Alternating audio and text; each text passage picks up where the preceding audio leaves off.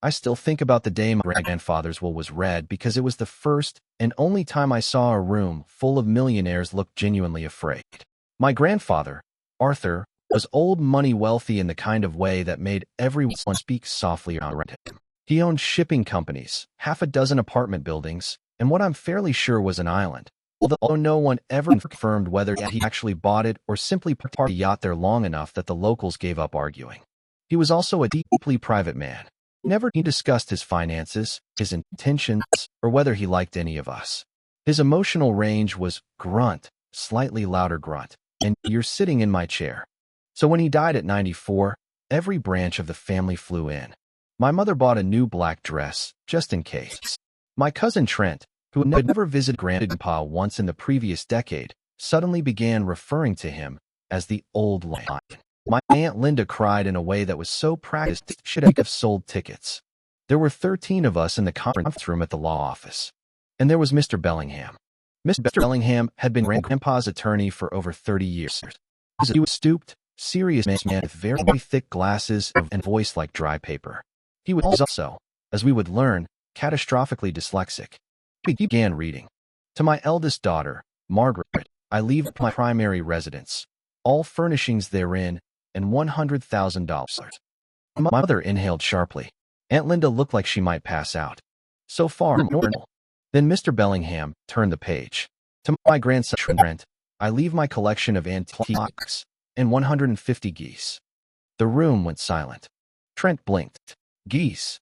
Mr. Bellingham adjusted his glasses. Yes, 150 geese. Do we own geese? My mother whispered. Maybe he meant shares.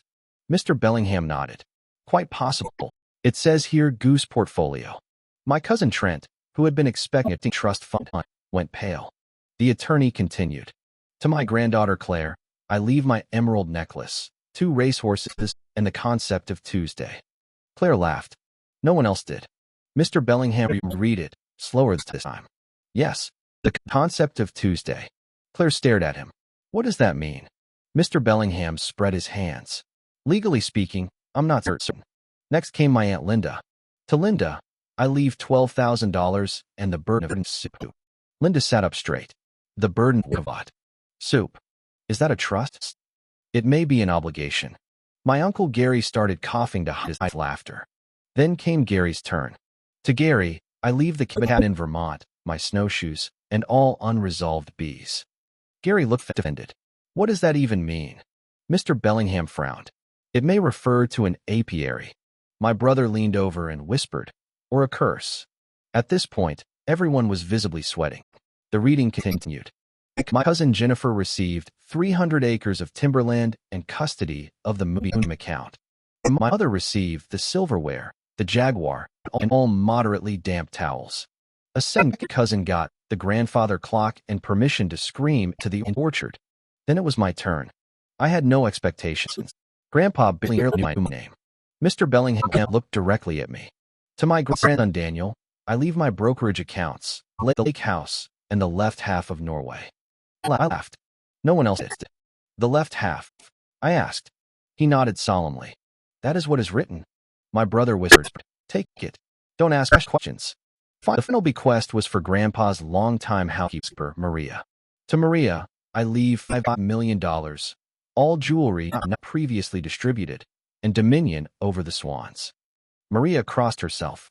By the end, no one knew whether they were rich, cursed, or legally obligated to shepherd waterfowl. The room erupted. Aunt Linda demanded to know whether the burden of soup involved taxes. Gary wanted to know if unresolved bees were already on the property. Claire insisted she didn't want Tuesday if it came with liabilities. Trent asked if geese were considered liquid assets. Mr. Bellingham held up both hands and admitted what he should have said at the beginning. He had severe dyslexia and had not read the will aloud beforehand. He had assumed he could sound it out. The room nearly mutinied. Fortunately, Grandpa had also left a notarized summary with the firm. The actual bequests were entirely ordinary.